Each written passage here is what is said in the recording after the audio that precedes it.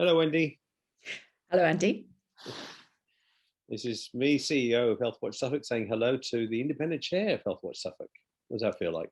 It's great. Um, so we're here to talk about this new venture called the Integrated Care Academy. And I'd like to start by asking you to introduce yourself in the way that you want to. Hi, I'm Wendy Herber and I'm the independent chair at Healthwatch Suffolk and have been in post since the end of December this year. Exciting times they are. Thank you, Very Wendy. exciting. So the first question is, why are you passionately involved in this unique venture called the Integrated Care Academy that the University of Suffolk is behind? Oh, do you know, Andy, I just think this is such an exciting project and at such a crucial time, and sits so well with the work that we do at Healthwatch and the reason that I'm so passionate about the work we do at Healthwatch too.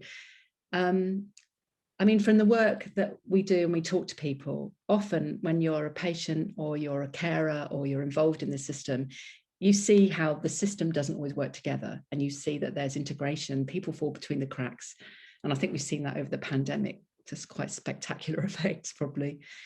But more than that, I think this is such an interesting time where we're starting to see the system differently. And I think for a long time, it's been a very kind of industrialized system. The system was something that was delivered to people. When they were sick, you go in, you get processed in the hospital, you'd be sent out, people would help you and you'd be fixed. But more and more, we're seeing that health and care is something you need to do with people and that we're all part of the system. That integration isn't about joining bits of the services up. It's about everybody being part of the solution.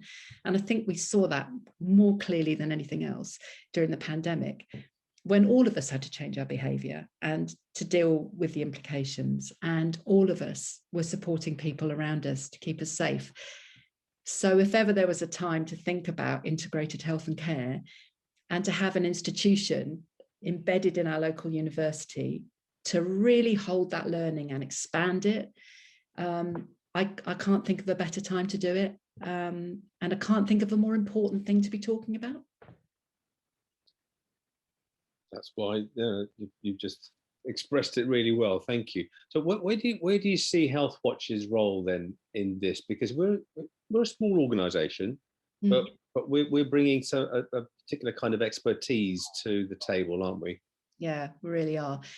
I mean, I think Healthwatch is such an interesting organisation in so many ways because it sits right at the cusp of the public sector and the voluntary sector, and in this really strange space where we have some of the powers of public sector. We can be heard, we sit on bodies, we bring evidence, but we operate in the voluntary sector and very much in partnership with other voluntary sector organisations. So that's a really interesting space to be in, I think. But one of the key things for me is probably about independence, that what we do, and I think when Healthwatch was set up in 2012, a lot of it was about the consumer voice, wasn't it? That was kind of the agenda around then.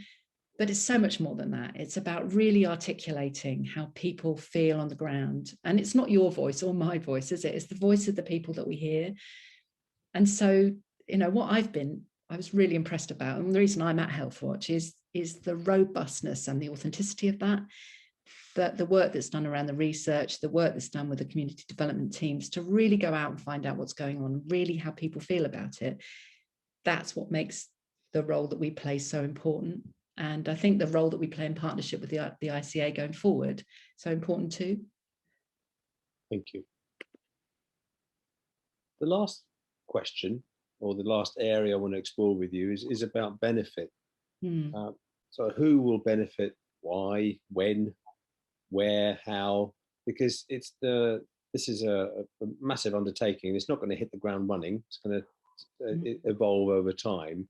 But there are some central themes to the way that the partnership is going ahead with this venture. So who do you think the beneficiaries will be, and how will that unfold?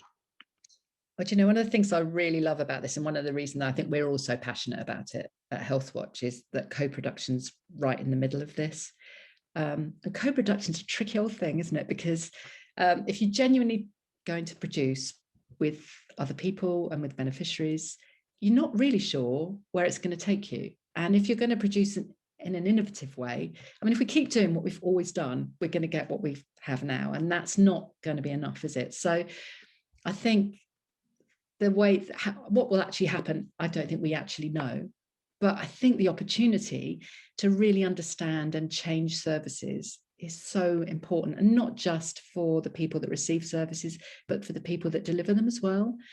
I don't know about you, but one of the things that really struck me during the pandemic is that we were starting to see the people who deliver services in quite a different way, that suddenly they weren't people there to serve us. They were our neighbours, they were our friends, they were, they were people working God knows how many hours and coming home. And I think we saw the humanity in that. So that's a really big change, I think, and something we need to hold on to.